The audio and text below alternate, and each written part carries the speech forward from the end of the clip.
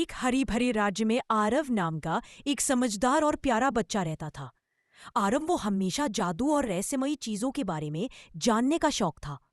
एक दिन जंगल में खेलते समय उसे एक चमकती हुई नीली पत्थर की गोली मिली। जैसे ही उसने उसे उठाया, गोली चमकने लगी और हवा में हल्की सी घंटियों जैसी आवाज गूंजी। अचानक उसके सामने एक छोटी सी चमकीली परी प्रकट हुई। परी ने मुस्कुराते हुए कहा कि उसका नाम तारिणी है और वह इस जादुई गोली की रखवाली करती है।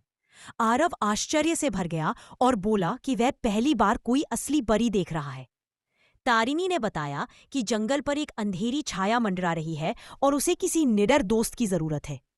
आरव ने बिना सोचे समझे मदद करने के लिए हाँ कह दिया। परी ने अपनी छड़ें घुमाई और दोनों हवा में तैरते हुए एक रहस्यमयी गुफा के पास पहुंच गए। गुफा के अंदर पत्थरों पर नीली रोशनी झिलमिला रही थी और हवा में जादू की खुशबू फैली थी। लेकिन गुफा के बीचों बीच एक बड़ा काला दरवाजा था जो धीरे धीरे धड़क रहा था, जैसे उसमें कोई जीवित चीज हो। तारिणी ने बताया कि इस दरवाजे के पीछे एक दुष्ट छाया अंधकार राजा बंद है। वह बाहर निकलकर पूरे जंगल को अंधेरा बनाने की कोशिश कर रहा है। दरवाजा खोलने के लिए 4 जादुई चाबियों की जरूरत थी जो पूरे जंगल में छिपी हुई थीं। आरव और तारिणी ने पहली चाबी खोजने की यात्रा शुरू की और चमकते फूलों वाले एक तालाब के पास पहुंचे। तालाब में एक विशाल इंद्रधनुषी मछली तैर रही थी जिसकी आंखों में बुद्धिमानी झलक रही थी। मछली ने पहली पूछी कि अगर आरव सही जवाब देगा तो चाबी उसे दे देगी। आरव ने सोच समझकर जवाब दिया और पहली सुलझा ली। मछली खुश होकर पानी के नीचे से पहली जादुई चाबी लेकर आई। अब दोनों दूसरी चाबी की खोज में हवा के घेरे वाले पहाड़ की ओर बढ़े। पहाड़ पर तेज हवाओं के कारण चलना मुश्किल था, लेकिन परी ने अपने जादू से हवा शांत कर दी। चोटी पर एक हवा आत्मा बैठा था जो दूसरी चाबी का रक्षक था। आत्मा ने कहा कि सिर्फ वही व्यक्ति चाबी ले सकता है जो सच्चे दिल वाला हो।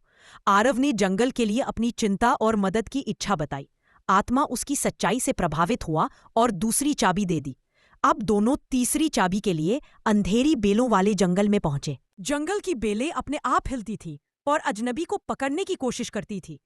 तारिणी ने रोशनी पैदा की जिससे बेलें दूर हो गई और उन्हें रास्ता मिल गया।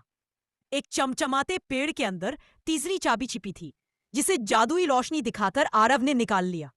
3 चाबियां मिल चुकी थी। अब आखिरी और सबसे कठिन चाबी बाकी थी। आखिरी चाबी एक विशाल पत्थर के ड्रैगन के पास थी जो सोया हुआ था। ड्रैगन की सांस गर्म थी और जमीन कांप रही थी। आरव ने धीरे धीरे जाकर उसकी नाक पर हल्की थपकी दी और बोला कि वह लड़ाई नहीं चाहता। ड्रैगन जागा और गुस्से से गरजा, लेकिन आरव की हिम्मत और भलमनसाहट से शांत हो गया। ड्रैगन ने कहा कि असली वीर वही है जो बिना जादू के भी हिम्मत दिखाए। वह मुस्कुराया और पत्थर के पंखों में छिपी चौथी चाबी आरव को दे दी। चारों चाबियां लेकर दोनों फिर उस अंधकार के दरवाजे तक पहुंचे। तारिणी ने आरव से कहा कि दरवाजा सिर्फ वही खोल सकता है। आरव ने चाबियां एक एक करके दरवाजे के चारों ताले में लगाई। जैसे ही चौथी चाबी घुमाई, दरवाजा तेज रोशनी के साथ खुल गया। अंदर काला धुआं घूम रहा था जिसमें से अंधकार राजा की लाल आंखें चमक रहीं। अंधकार राजा ने दहाड़ते हुए जंगल को अपना बनाने की धमकी दी। आरव ने बिना डरे आगे बढ़कर अपनी जादुई नीली गोली को ऊंचा उठाया। गोली चमकने लगी और उसकी नीली रोशनी पूरे गुफा में फैल गई।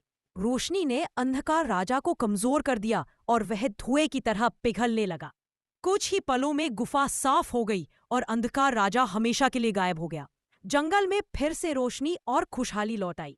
तारिणी ने खुशी से आरव को गले लगाया और कहा कि वह जंगल का असली हीरो है। आरव ने मुस्कुराते हुए कहा कि असली जादू हमेशा अच्छे दिल में होता है। परी ने उसे धन्यवाद दिया और वापस अपनी दुनिया में चली गई। आरव अपने गांव लौटा और सभी ने उसकी बहादुरी की तारीफ की और उस दिन से आरव को जंगल का रक्षक कहा जाने लगा।